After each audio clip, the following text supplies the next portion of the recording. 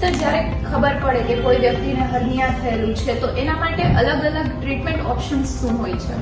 હર્નિયા છે એ એક surgical problem છે.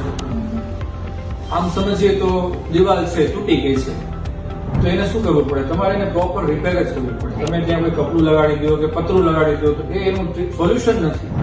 તો આ એક જાતનું આપણું પ્રોટેક્શન છે. તો જ્યારે એની અંદરમાં વીકનેસ ડેવલપ થઈ ગઈ છે, આપણી ભાષામાં ગાબડું પડી ગયું છે, તો એને પ્રોપરલી આપણે એને રિપેર કરવું પડે. અને રિપેરમાં મુખ્યત્વે સર્જરી આવે અને સર્જરી સાથે પણ પ્રોસ્થેસિસ આવે, એટલે કે આપણે નેટ જેને જાડી કહેતા હોય કે અલગ અલગ પ્રકારની આવતી હોય અને એ અલગ અલગ સાઇઝ લોકેશન પ્રમાણે એના ઘણા બધા પ્રકારો હોય છે જે આપણે યુઝ કરતા હોય છે અને એ એનું સર્જિકલ ઓપ્શન્સ છે.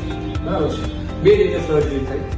એક છે એ કન્વેન્શનલ સર્જરી, એટલે કે ઓપન સર્જરી હોય જેની અંદરમાં આપણે કટ મારીને ઓપરેશન કરતા હોઈએ અને રિપેર કરી અને જાળી મૂકતા હોઈએ. અને એક છે એ મિનિમલ ઇન્વેઝિવ સર્જરી કહેવાય, જે લેટેસ્ટ કહેવાય અને એ એવું છે કે જેની અંદરમાં આપણે લેપોસ્કોપી કહીએ, કી હોલ કહીએ કે સ્કારલેસ સર્જરી કહીએ, કોઈ પણ વસ્તુ એ બધા સામાન્ય રીતે એ રીતે ઓળખાય છે.